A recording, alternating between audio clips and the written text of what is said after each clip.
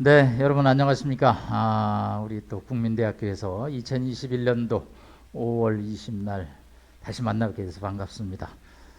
우리 국민대학교는 또 우리 박정원 교수님 또 여현철 교수님이 아주 통일교육을 열심히 하고 있어서 늘 아주 가깝게 느껴집니다. 자, 오늘 바이든 정부의 신대북 정책과 향후 한반도 정세 전망이라는 주제로 한 55분간 설명을 드리도록 하겠습니다. 이 강의 자료는 한 2시간가량 원래 하는 자료인데 우리 수업 시간 진행에 맞춰서 55분 동안 진행하도록 하겠습니다. 자, 강의하기 전에 저를 간단히 소개해 드리면요. 우리 여현철 교수께서 얘기를 했지만 국정원 산하의 국가안보전략연구소 소장을 3년 10개월 했습니다. 자, 이 연구소는 우리나라 통일부는 통일연구원, 국방부는 카이다 국방연구원, 또 외교부는 국립외교원을 산하 싱크탱크로 두고 있죠. 요거는 국정원 산하의 싱크탱크입니다. 다른 3개 국책연구기관하고 차이나는 점은 이 탈북자 연구원이 13명 근무를 하고 있다는 거죠. 그래서 제가 소장을 맡고 있을 때 황장엽 고문이 이제 고문이었습니다. 그래서 금요일 날 오는 우리 황 고문하고 한반도 정세에 대해서 한 2시간 정도 얘기를 나눴던 기억이 납니다.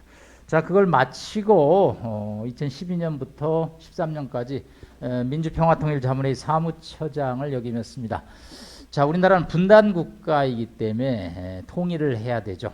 자, 그래서 우리가 오늘 이렇게 통일 교육이라는 것을 시행하고 있습니다. 그러나 주변 어떤 강국도 한반도의 통일에 대해서 적극적인 지지 입장을 보이지는 않습니다. 그렇기 때문에 정부는 국민들이 통일을 외칠 수 있도록 제도와 법을 만들었습니다. 그래서 지난 1981년도에 민주평화통일자문회의 법을 만들어서 2만여 명의 국민 통일을 위한 자문위원을 두고 우리 국민이 이렇게 통일을 원한다라고 국내는 물론 국제사회에 외치고 있는 거죠.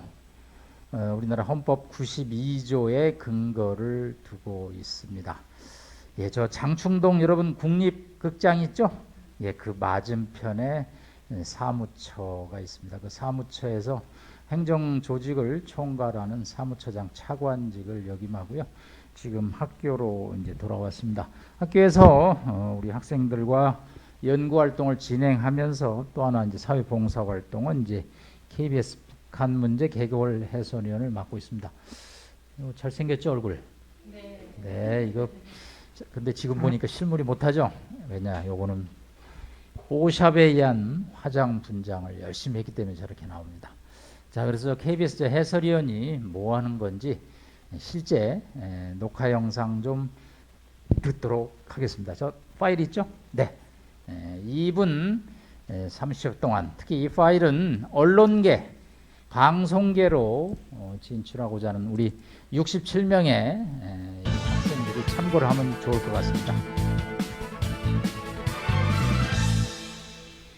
한미 양국이 바이든 행정부 출범 이후 46일 만에 방위비 협상을 신속하게 마무리했습니다.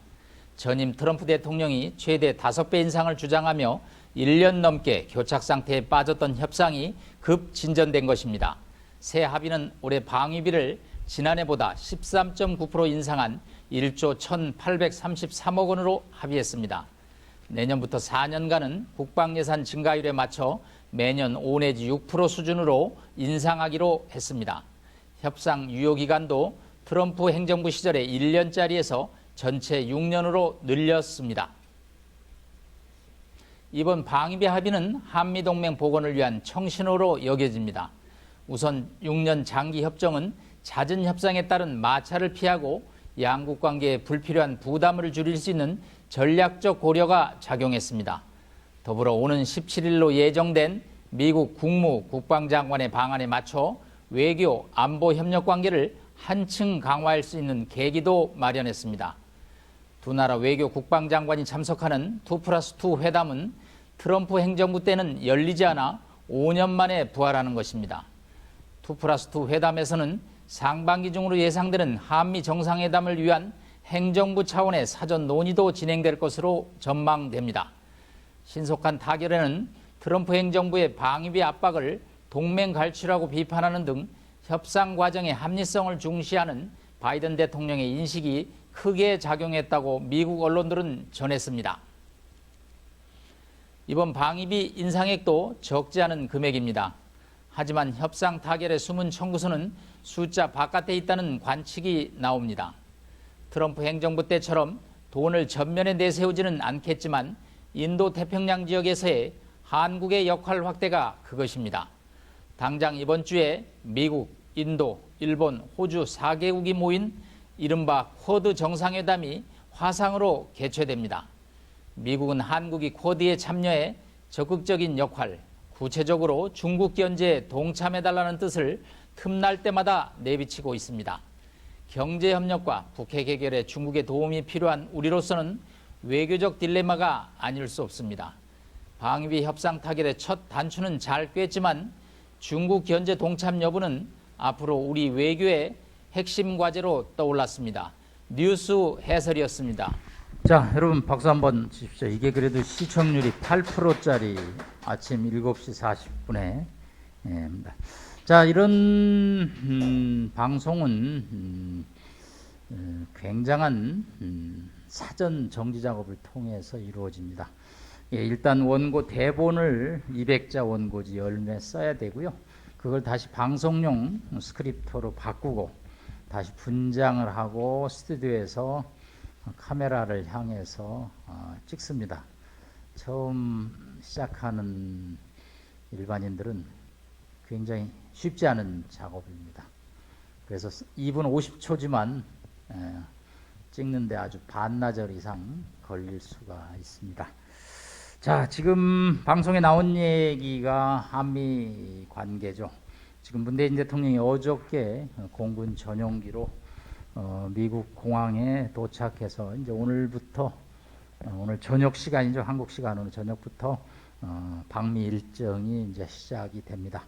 자, 서울, 평양, 워싱턴이 아주 숨죽이고 어떤 결과를 내올지 주목을 하고 있습니다. 자, 그런 한반도 정세에 맞춰서 어떻게 지금 세상이 전개되고 있는지 보도록 하겠습니다. 자, 뭐 영어가 잔뜩 돼 있죠.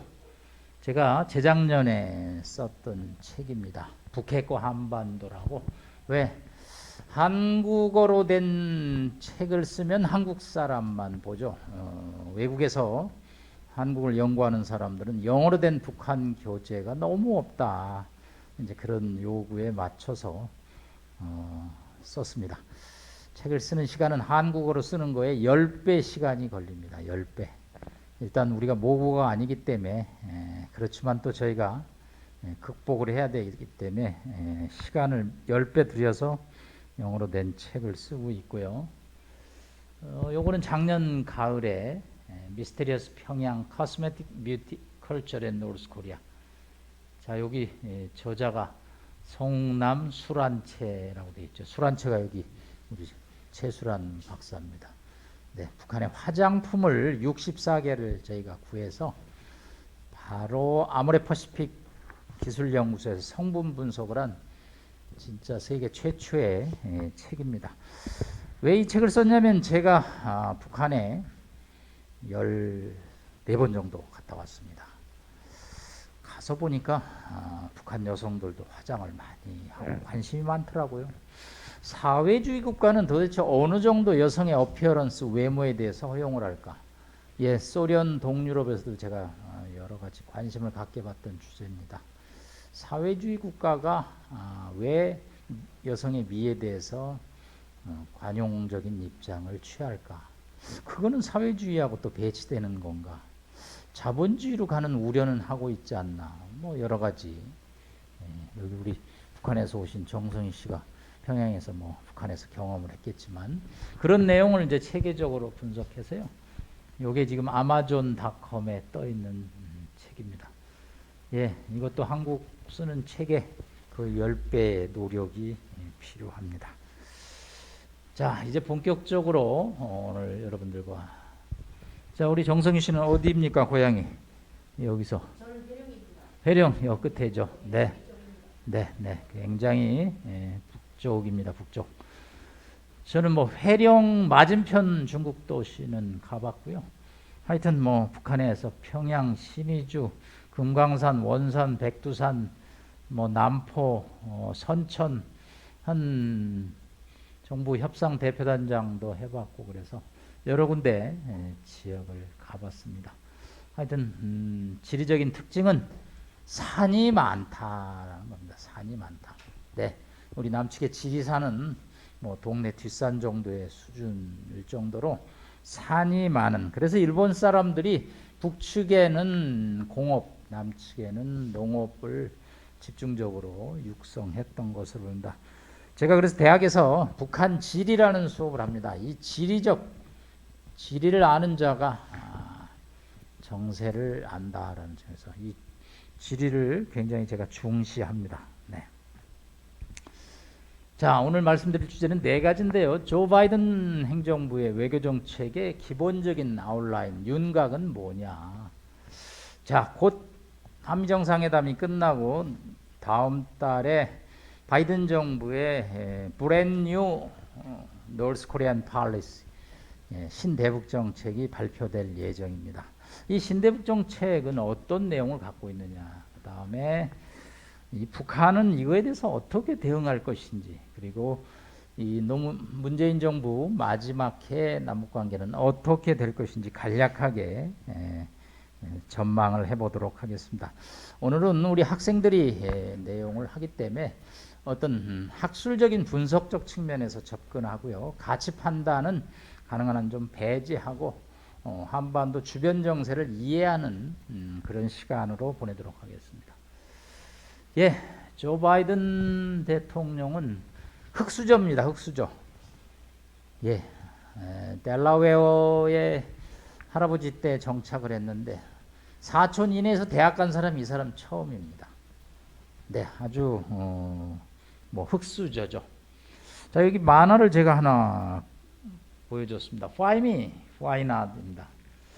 자, 32살에 대통령에 나가기 전에 상원의원에 당선이 됩니다. 예, 그래가지고 워싱턴에 보좌관 면접을 하러 간 사이에 한 11시 반쯤 집에서 전화가 옵니다. 큰일 났다고. 예, 와이프가 애 셋 데리고 크리스마스 추리를 사러 가다가 사거리에서 교통사고가 납니다. 예, 바로 병원으로 달려갔지만 부인과 딸이 사망을 하는 개인적인 불행을 겪죠. 자, 이 만화가 왜 신이여 나에게 그런 불행을 줍니까? 그랬더니 왜 당신은 안 되는데, 이 만화를 이 여성 만화가가 그렸는데 바이든이 정신을 차리고 나서 이 만화를 보고 굉장히 위안을 받았다고 합니다.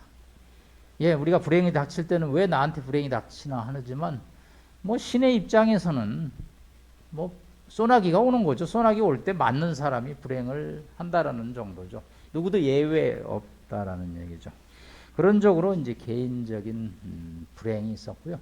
다시 지금 퍼스트 레이디인 질 바이든을 만납니다. 그래가지고 36년 동안의 상원은 6년이죠. 그리고 부통령 8년을 거쳐서 백악관의 주인이 됐습니다. 네, 여기 지금 얼굴은 미국 46명의 대통령이죠. 네, 자, 여기 야구 그림이 있습니다. 이 사람이 누구냐면 양키스의 유명한 포수 요기 베라입니다. 네, 영어가 이렇게 되어 있죠. It's ain't over till it's over. 끝날 때까지 끝난 게 아니다라는 얘기입니다. 9회 말 투아웃에 이 사람이 말로 홈런을 쳐서 역전을 하는 거죠. 네, 이 얘기를 왜 씁니까? 네, 사실은 지난 정부에 트럼프 대통령의 재선은 거의 95% 수준이었습니다. 미국의 46명의 대통령 중에 재선에 실패한 사람은 딱 4명입니다. 대부분 경제가 문제였던 사람들이죠. 그러나 트럼프 시대 경제가 나쁘지 않았습니다. 그런데도 실패한 것은 뭐 여러 가지 본인의 자체 문제죠. 본인의 자체 문제.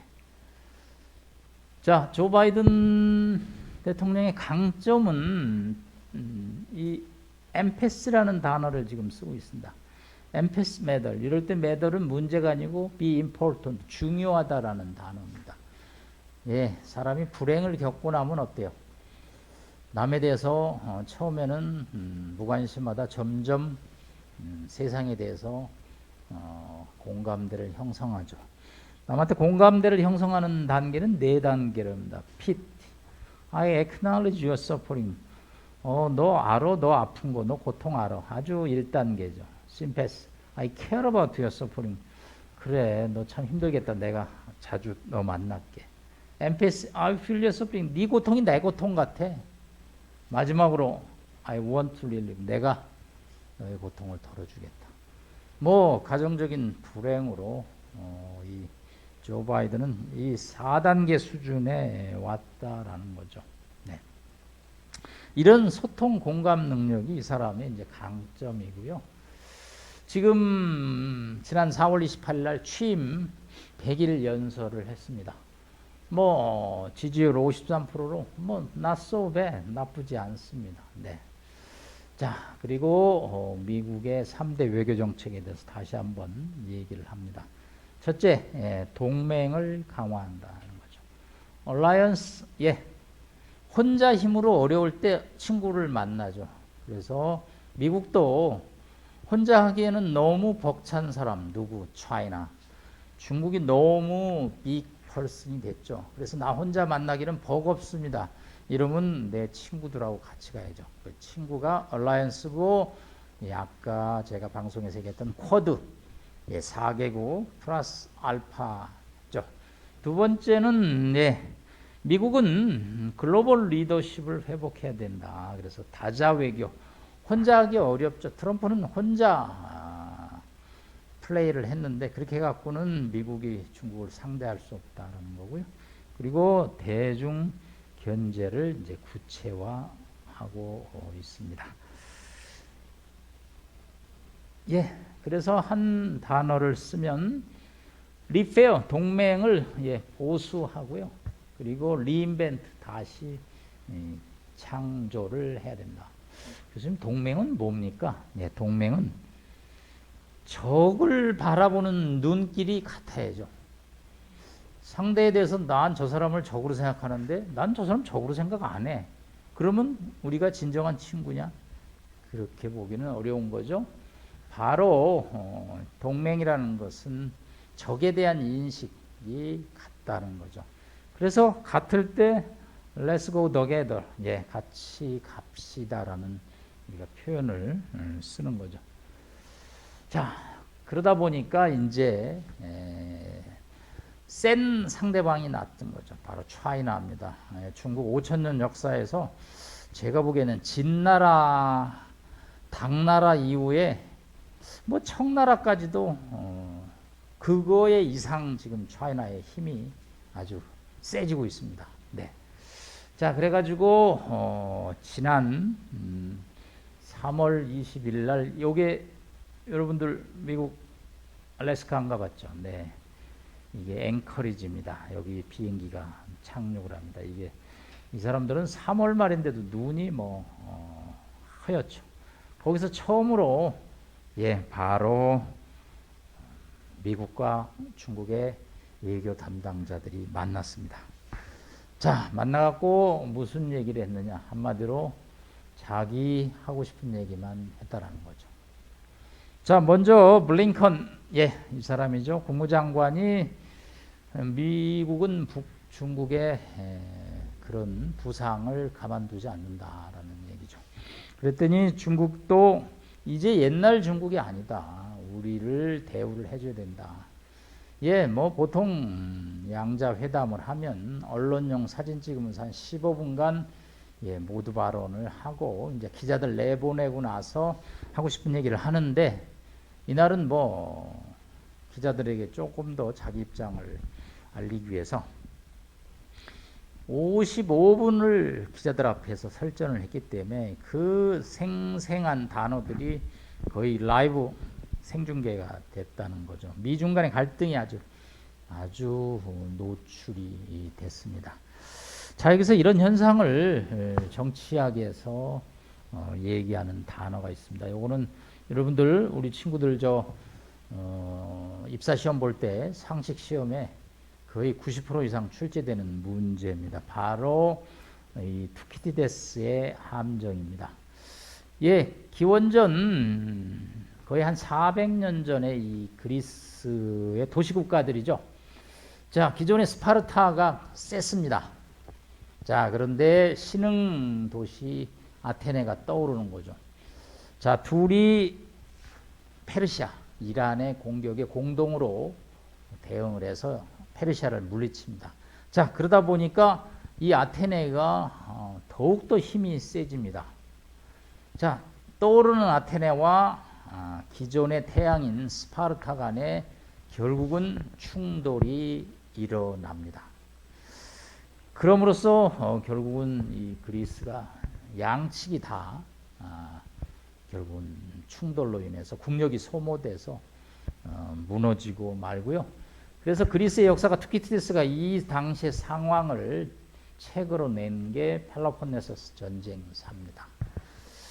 자, 하버드 대학에 있는 그레이엄 앨리슨이 지난 500년 동안 16건의 이 케이스 스터디를 찾아냅니다. 무슨 케이스 스터디냐? 예, 기존 강국과 떠오르는 강국 간의 충돌이죠.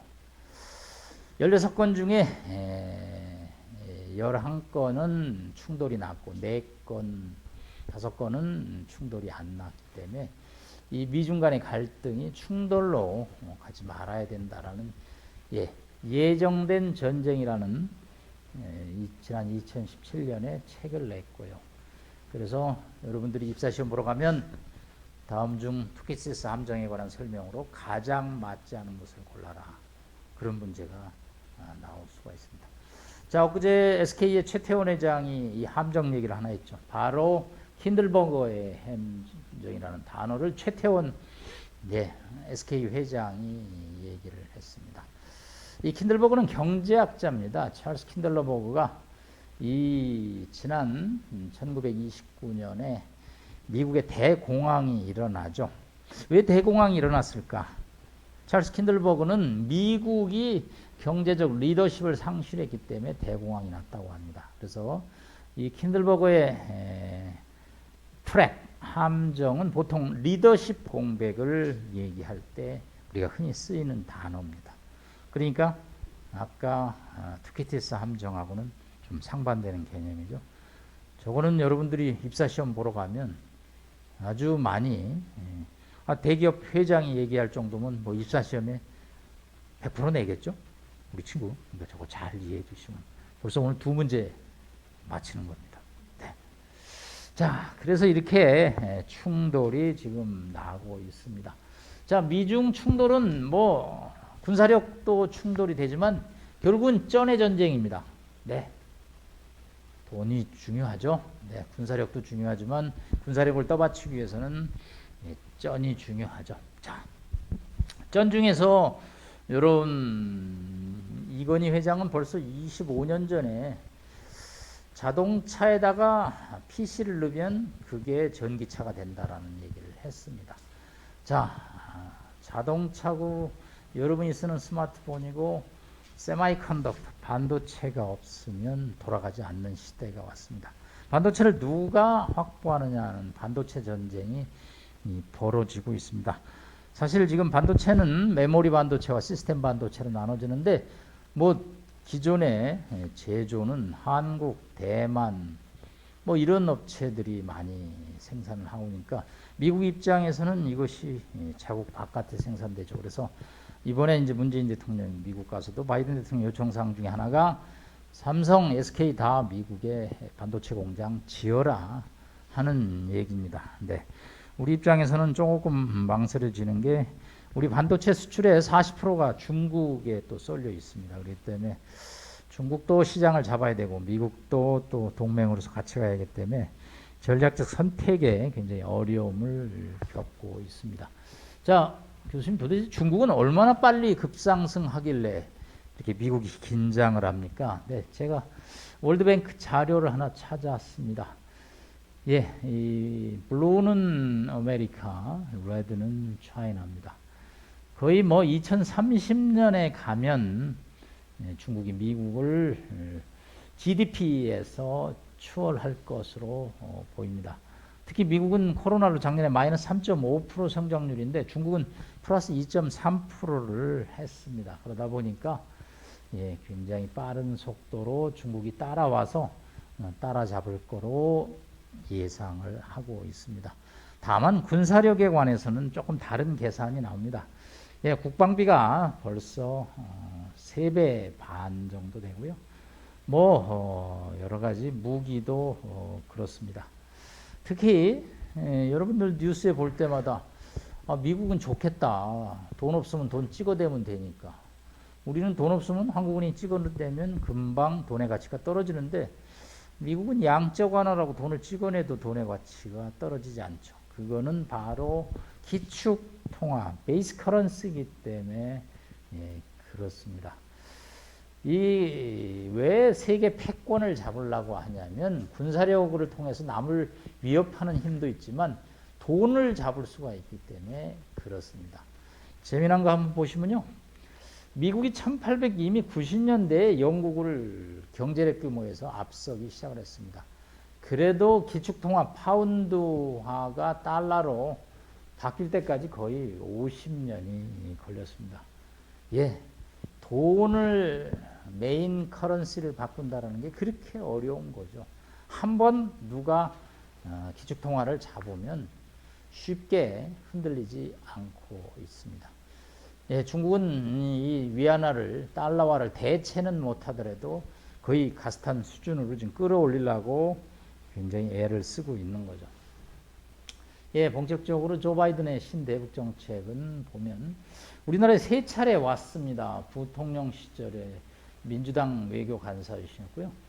누구냐면 손녀딸, 페넷 손녀딸하고 같이 와서 지금 비무장지대에서 보고 있습니다. 이 사람은 처음에는 북한에 대해서 굉장히 좀 인게이지먼트 팔리시, 협상 외교 강조했고요.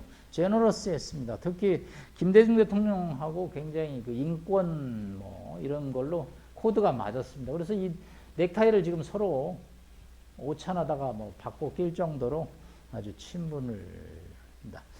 자, 그런데 이 사람이 북한에 대해서 아주 좀 질리는 일이 생깁니다. 언제냐? 바로 2012년에 이 오바마 대통령 시절에 이 사람이 부통령이 되죠. 그래가지고 북한과 229 합의. 자, 자기가 2월 29일 날 태어난 사람은 어때요? 생일이 4년에 한 번밖에 못 오죠? 그래서 이걸 우리가 윤달이라고 그러죠. 자, 영어로 윤달이 뭡니까? 한 달 건너뛴다 그래서 립데이라는, 그래서 229 합의를 립데이 어그리먼트라고 합니다. 자, 북한과 미국이 립데이 어그리먼트를 맺습니다. 그래가지고 양측이 오바마 행정부는 북한에게 식량을 지원한다. 또 김정은은 핵 개발과 미사일 개발을 중단한다. 이런 이제 합의를 했습니다. 그런데 한 2달도 안 돼서 북한이 3월 말에 장거리 미사일을 발사가 됩니다. 그때 이 바이든 정부가 아주 북한이라면 진절머리가 난다라는 표현을 씁니다. Sick and tired. 우리가 무슨 일에 대해서 아주 진절머리나 지쳤어. Sick and 피곤해. 이때부터 이 북한에 대해서 굉장히 부정적으로 인식이 바뀝니다. 사람은 다 자기 경험으로 어떤 일을 판단할 수밖에 없죠. 그 뒤에 부통령 자격으로 또 왔고요. 이렇게 여러 가지 올 때마다 비무장지대를 갑니다. 이 바이든의 협상 어떻게 될 것인가? 트럼프 대통령과 대조가 되죠. 이 사람은 트위터로 협상을 하던 시절입니다. 탑다운 방식이죠. 이 사람 절대 이제 그렇게 하지 않겠다라는 거죠. 이제는 바텀업 밑에서 문제를 다 검토해보고 국장급, 차관보급, 차관 레벨에서 장관급 회담을 하고 문제가 완전히 해결되면 이제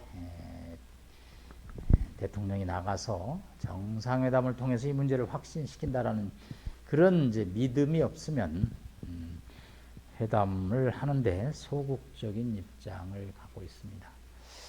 예, 이 또 바이든 행정부는 한마디로 북핵 문제를 푸는 데 있어서 이 중국의 역할을 강조를 합니다. 예, 트럼프 대통령도 그런 전략을 썼더니 예, 시진핑이죠. I already told you this guy belong to me. 내가 얘기했지, 얘는 우리 편이라고. 자꾸 얘 건들지 마. 예, 그런 얘기가 있었죠. 예, 이 김정은이 핵과 미사일로 무장하면서 국제사회 도발을 하니까 중국으로서는 북한의 가치가 점점 필요성을 느끼는 거죠. 왜?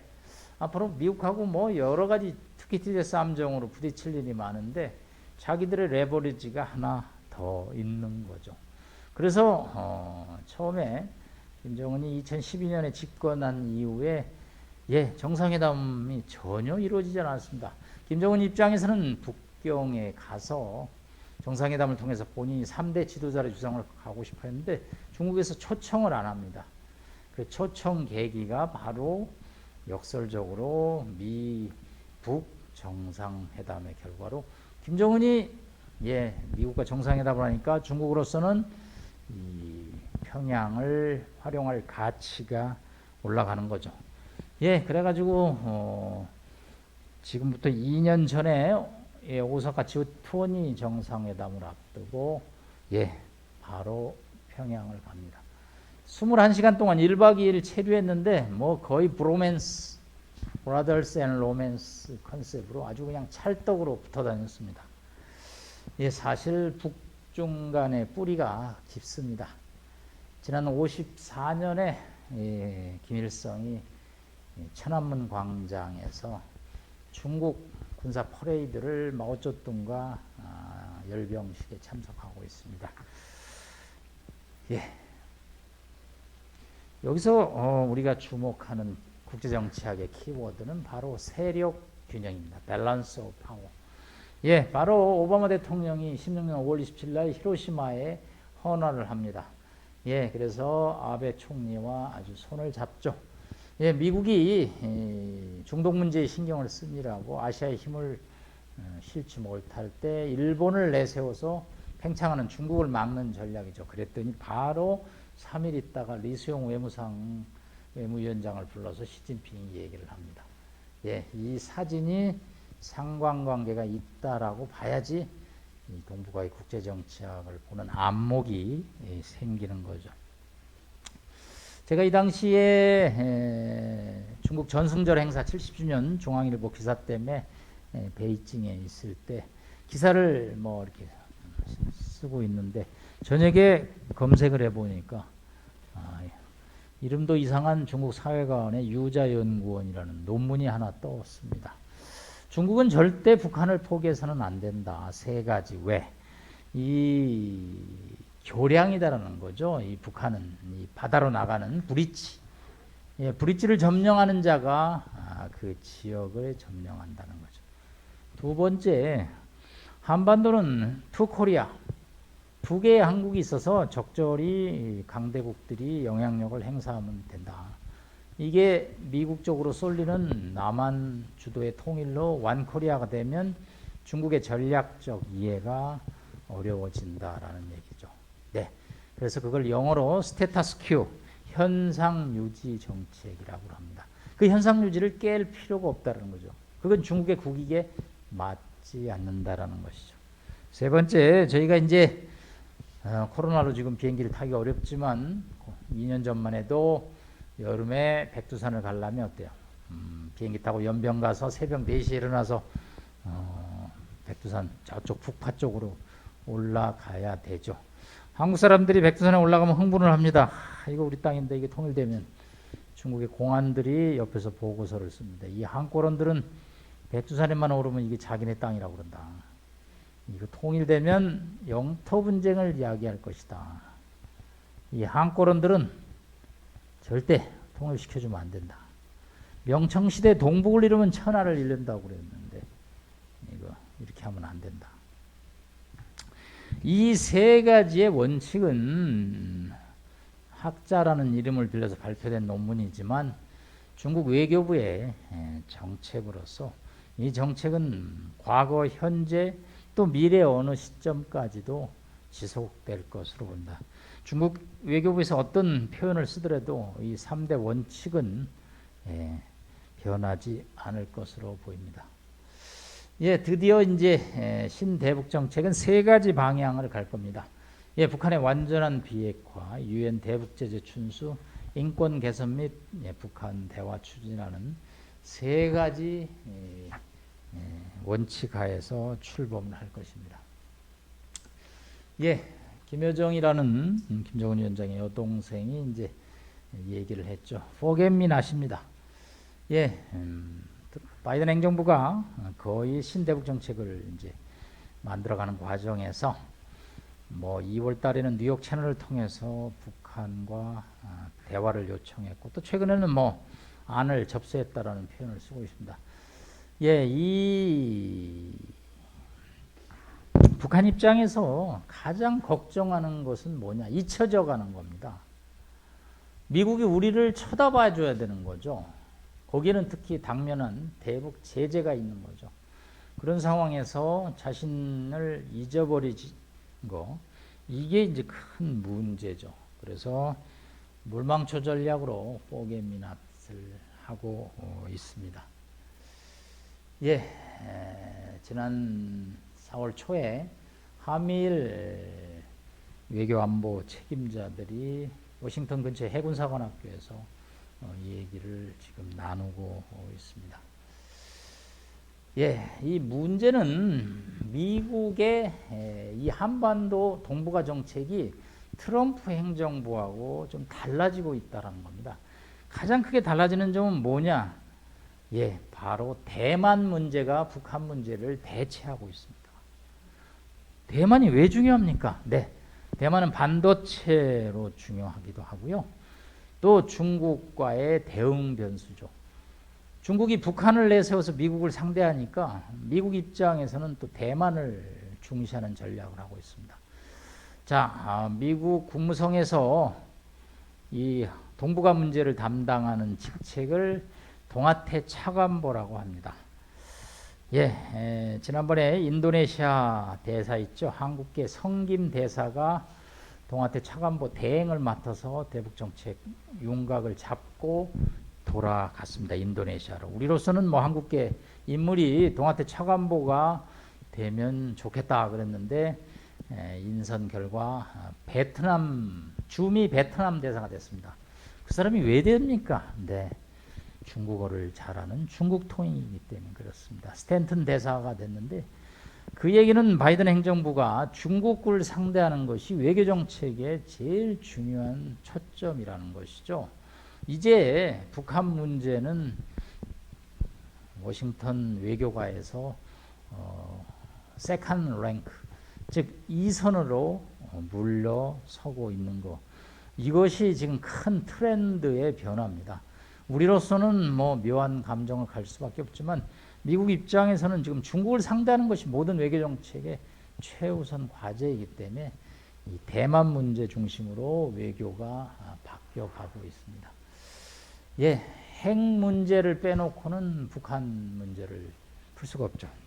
45년 8월 15일 핵폭탄이 떨어집니다.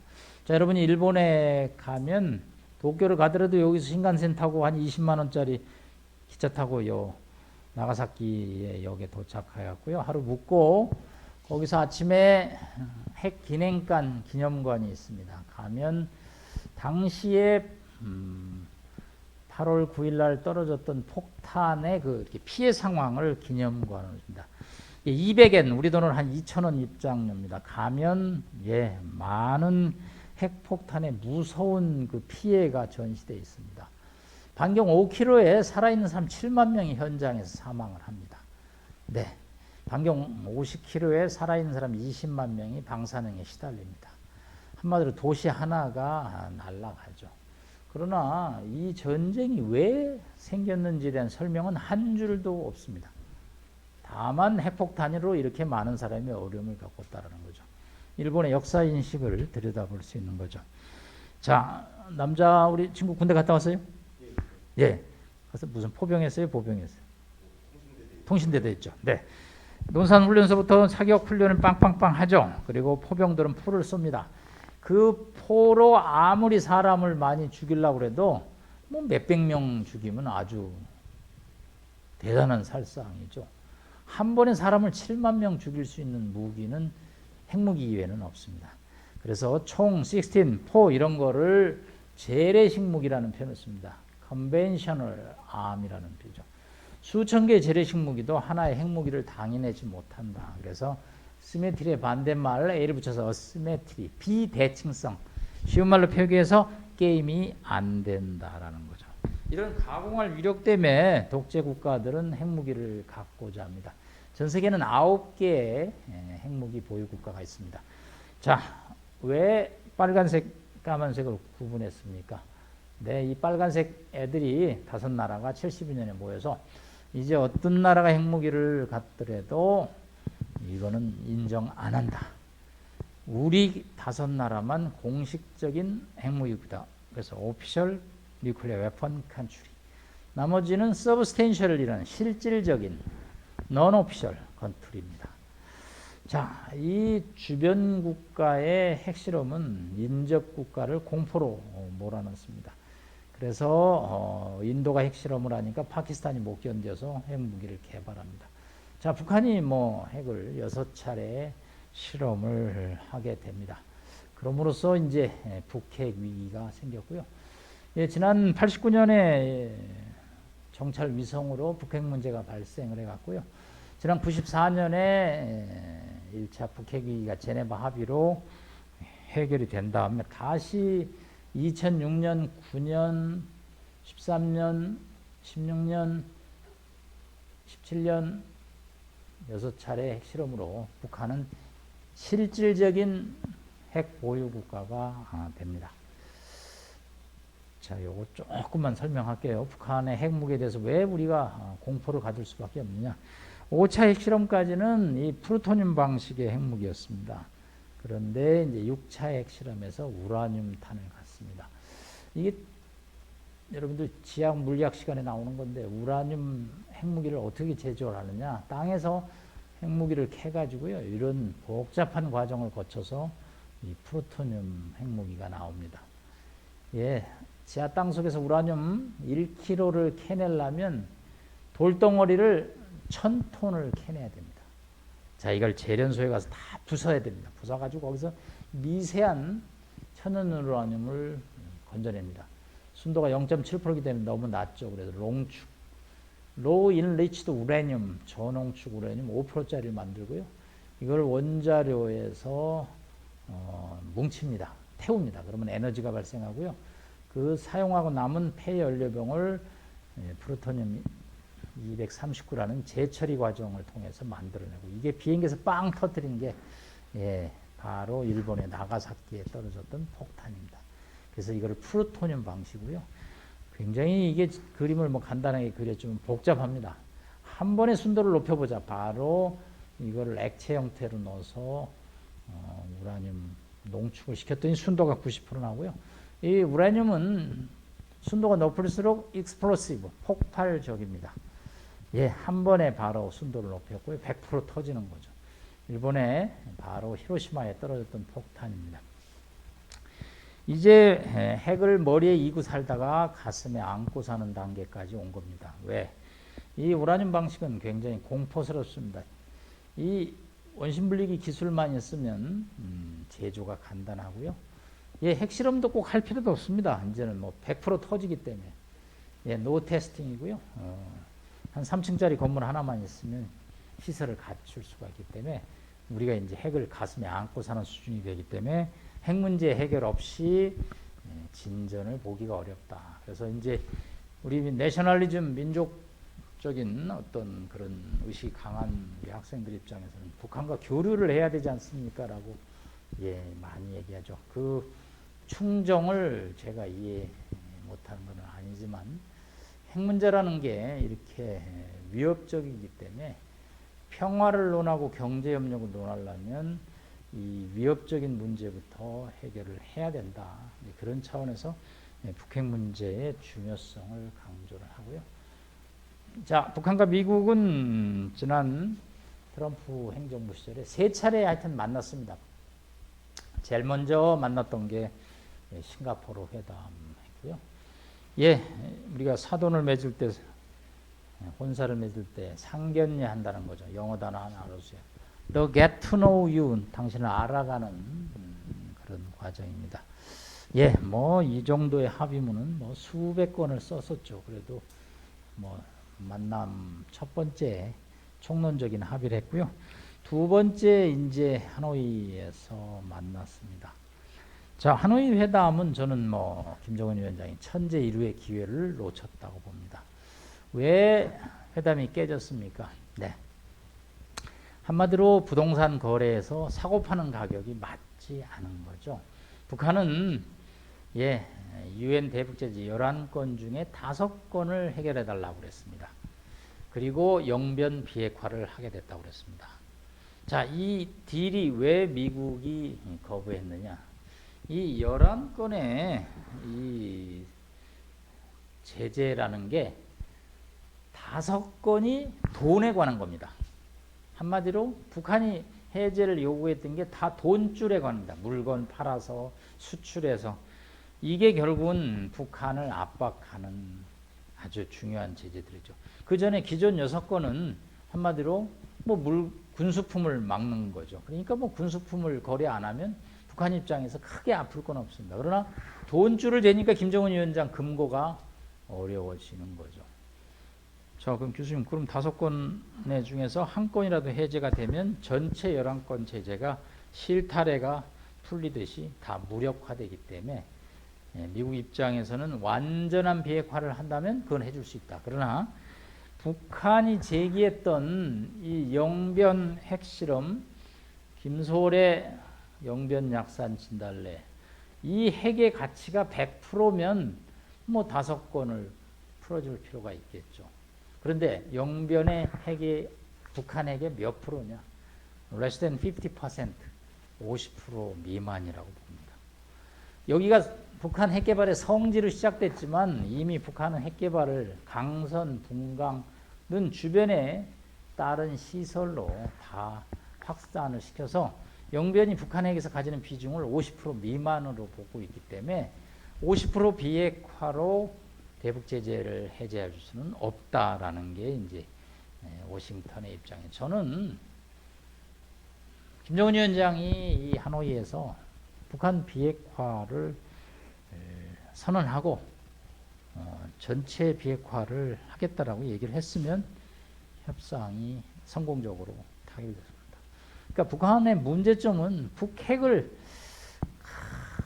꼭 갖고 있으려고 그러다 보니까 아주 천재 일우의 기회를 저는 놓쳤다고 봅니다. 이 대북 제재라는 게 얼마나 무섭냐면요. 이란은 세계 석유 매장량 4위입니다. 가스 매장량 세계 2위이고요. 핵 개발에 따라서 미국이 이란 제재를 하니까요. 그 석유 매장량 4위인 국가가 테헤란의 주유소에 기름이 없습니다. 그래서 인근 시리아에 가서 주유를 하고 있습니다. 자, 2015년 7월 오바마 행정부가 이란 핵협상을 타결시킵니다.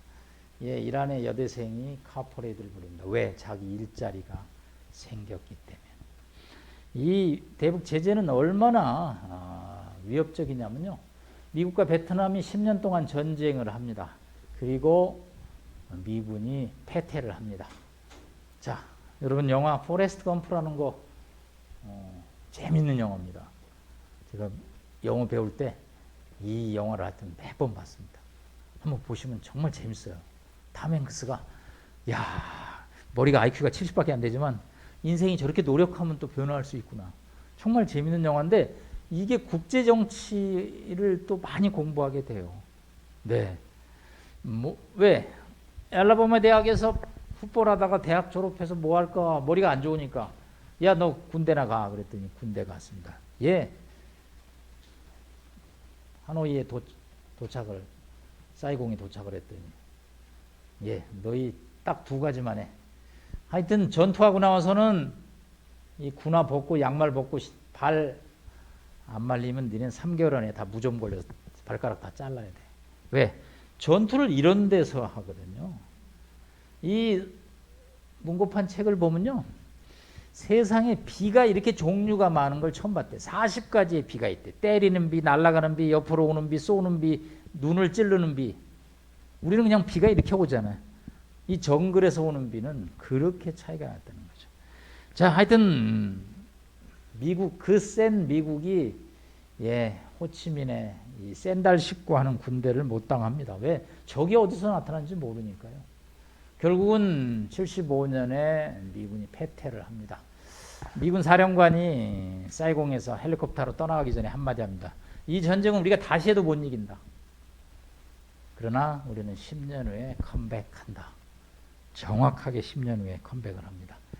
자, 이 베트남은 불행을 겪습니다. 통일을 하고 나서 역설적으로. 예, 호치민이 죽은 다음에 후계자. 지금 여러분들 호치민에 가면 맨날 이거 가보죠. 여기 호치민 이 박물관. 네, 이게 뭐냐면 샌들 이 할아버지 호치민 아저씨가 신었던 샌들로 이 B-29 폭격기를 이겼다. 이 사람 분명히 돌아가실 때 나 죽은 다음에 장례식도 하지 말고 이런 거 하지 말라고 그랬는데 공산당들이 이제 이런 거 지어서 관광 산업을 이제 하게 됩니다. 이 다음에 권력을 잘한 사람, 이 사람이 호치민이 레주원이라는 사람인데 아주 그냥 극우 공산주의자입니다. 10년 동안 베트남을 아주 어려움의 나락으로 떨어뜨립니다. 베트남 여러분 가보시면 알지만 날씨가 따뜻해서요. 농사를 1년에 3모작은 기본입니다. 4모작도 할 수 있대. 근데 왜 안 합니까? 그랬더니 아유 그렇게까지 할 필요가 있나요? 그러던 나라가 이 협동농장 시스템으로 식량이 모자랍니다. 100만 명의 사람이 포트피플이 발생합니다. 이 아저씨가 아주 한마디로 베트남을 곤욕스럽게 만들었습니다. 자, 이 사람이 죽은 다음에 드디어 이제 베트남이 개혁 개방을 선언합니다. 예, 미국이 하라는 대로 다 합니다. 왜? 돈을 미국이 가지고 있기 때문에. ADB, 아시아개발은행, 월드뱅크, 예, 여러 가지 결국은 미국의 요구를 수용하고요. 드디어 예, 양자 간의 국교 정상화를 합니다. 지난 96년에 국교 정상화를 합니다. 이 베트남 사람들이요, 얼마나 여기 학교에도 베트남 사람 있으면 잘 대해주세요. 이제 한 10년 있으면요, 우리가 그 사람들 모시고 살지도 몰라. 왜? 정말 열심히 살아요. 그리고 젊은 베트남, 나이 든 사람들 저 공산당 시절에 다 죽어가지고, 그리고 굉장히 어려움을 겪고 나서 아주 얼마나 이 사람들이 냉정하냐면요. 미국 대통령, 한국 대통령들이 가면 이제 옛날에 전쟁을 했으니까 대통령들이 스피치를 하죠. 과거에 불행했던 시대에 대해서 유감스럽게 생각을 하고 양국은 미래를 향하여 진전한다 이렇게 하죠. 우리 같으면 어떡합니까? 안 돼. 사죄를 아무리 해도 우리는 잊을 수가 없어. 그러는데 베트남 대통령이 딱 한마디 대답합니다. 투자 많이 해주세요. 저는 한국의 이 자세가 베트남 자세를 못 따라간다고 생각해요. 예, 과거는 과거고 미래를 향해서 나가려면 지금 필요한 거는 베트남의 경제 발전이라는 거죠. 예, 여기서 이걸 자세하게 얘기한 거는 이 경제 제재가 갖는 무서움을 제가 했습니다. 자, 북한은 이제 어떻게 할 것인지 시나리오별로 보면 웨이드 앤 시나리오 좀 지켜보자. 네, 지켜보자는 거고요. 두 번째는 예, 역시 여전히 발언이 저강도에서 지난 3월 20일 날 단거리 미사일 발사를 하고요. 이제 궁극적으로 자꾸 대만 문제에 초점을 맞추고 워싱턴이 우리 북한을 쳐다보지 않으면 결국은 장거리 미사일 발사를 할 수밖에 없는 이 세 가지 시나리오인데 이 전망을 해보면 아무래도 가을 10월까지는 미북 간의 본격적인 협상이 전개되기는 어렵다.